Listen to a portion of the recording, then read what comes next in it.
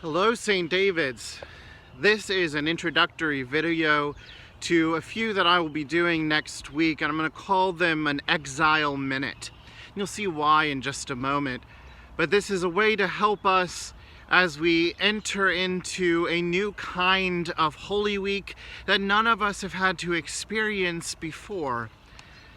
I'm here in Circleville, Ohio, my hometown, standing next to a very flooded Scioto River. The Scioto River runs from north of Columbus all the way down and where it enters into the Ohio River, eventually joining the Mississippi and working its way down to the Gulf of Mexico.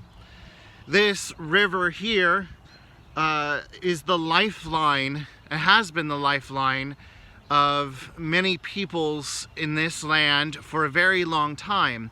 In fact, my ancestor, Michael Stroop, who is one of the first pioneers in the Ohio Valley, used to run produce and product up and down this river between Franklintown and Chillicothe, Ohio, in the early 19th century, even before this territory became a state.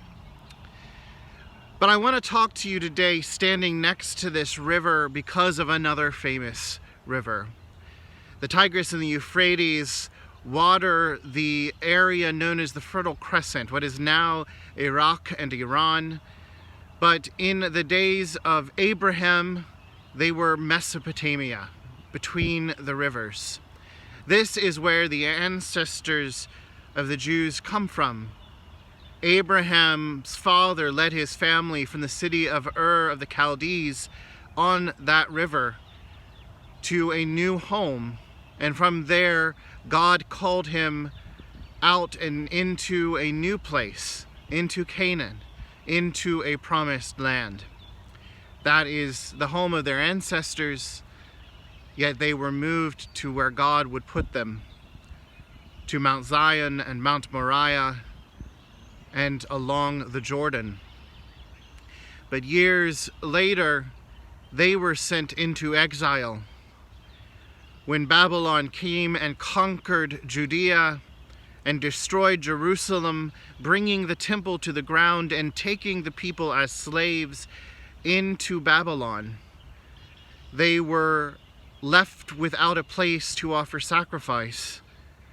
They were brought to a place where they didn't know how to be themselves, where they didn't exactly know how to connect with God. And it is there that the Psalm 137, as it is known to us today, was written. And I'd like to read part of that for you right now. By the waters of Babylon we sat down and wept, when we remembered you, O Zion. As for our harps, we hung them up on the trees in the midst of the land. For those who led us away captive asked us for a song, and our oppressors called for mirth. Sing us one of the songs of Zion. How shall we sing the Lord's song in a foreign land? I wonder if many of us are feeling that right now. We're about to enter an unprecedented Holy Week as we are still self-isolating and keeping separated, suspending social gatherings as a way to flatten this curve and help those who are fighting the coronavirus and COVID-19. But it is not new for us. Our ancestors had this kind of experience as well. Not for Holy Week and not for the type of church that we have. But while they were in Babylon, this is where the synagogue tradition began. This is where the Talmudic tradition began. You see, there was no temple. There was no place that the priest could enter the sanctuary on Yom Kippur.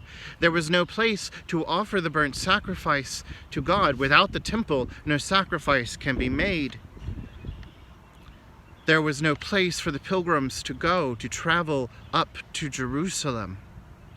So they began meeting in synagogues and homes and studying Torah, making the sacrifice of study and prayer a sacrifice of thanksgiving that did not involve burnt animals or grain offerings.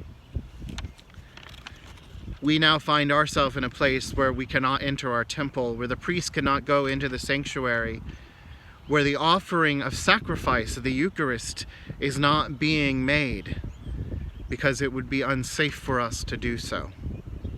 Yet, our Jewish brothers and sisters show us a way. We have this great tradition in Anglicanism of morning and evening prayer, of noonday prayer and Compline. We have this tradition of seeking out God on our own. Just because we are separated does not mean the community is no longer itself. We are still St. David's, even though we are in exile. We will spend this Holy Week in exile, a new kind of Holy Week. Even when we are asking ourselves the question, how can we sing this Lord's song in a foreign land? The rivers teach us the lesson. The rivers connect us to our ancestors, to our past, to those who have struggled with plague before, to those who have not been able to enter the sanctuary. It has been done before, and God still reigns, and God is still glorified. So, next week, I'll be offering you some shorter videos than this, but they will be Exile Minutes, a journey through Holy Week in our exile. And to join me in that, I invite you to witness these videos each morning and find a place in your house to make a special altar for yourself, an altar of study, an altar of praise. Study the Word of God, say the prayers, and remember Zion, remember God's promise that we one day will return. God bless you, God love you. Remember the waters of Babylon. This will not last forever. See you soon. God bless.